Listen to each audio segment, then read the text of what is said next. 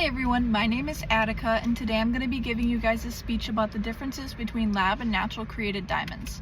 A little bit about me is that I worked at K Jewelers for about a year and a half, and during that time I became a certified gemologist, which gives me the knowledge to now tell you guys the differences between lab and natural created diamonds.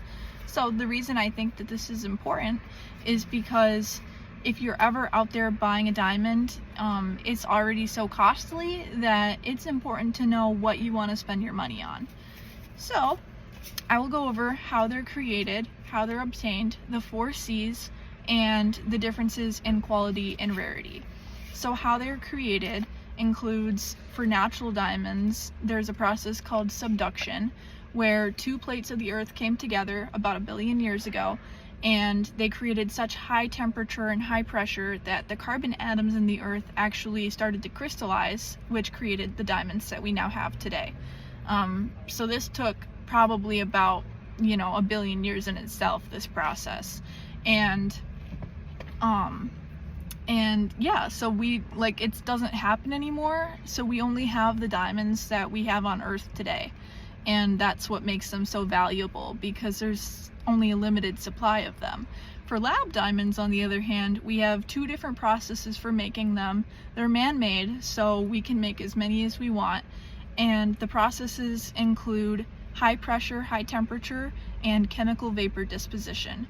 They're slightly different, but the overall concept is that we take a tiny little seed crystal and carbon atoms, and we push them together and we create the high pressure, high temperature environment that was created in the earth, and we're able to much more quickly create the diamonds that are chemically the same, but we can actually control the quality of the diamonds when we make them, and we're able to put them at a cheaper price because they are man-made and not as valuable in that sense.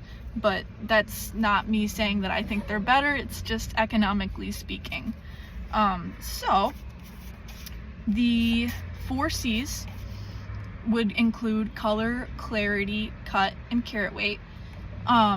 Color is basically just talking about if it's yellow or if it's white, and you're gonna want a diamond to be white because the whiter it is, the more shiny it can be. For clarity, it's going to be also like how clear the diamond is, and that also affects how shiny it is and how sparkly it is. For cut, it can be the shape of the diamond, so some people have round diamonds and some people have square diamonds, but then it also implies the way that the diamond is cut so that light can reflect through it to add to that sparkly look.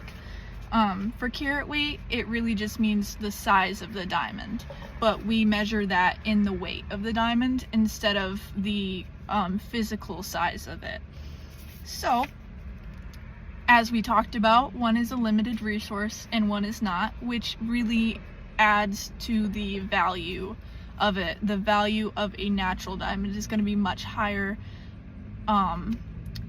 monetarily speaking, rather than the lab diamond. The only real differences is how they're made and the scarcity of them, and overall, natural diamonds are no longer being made, which makes their value a lot higher. But then we can create just as high of quality diamonds with lab created diamonds, and they're a lot more affordable.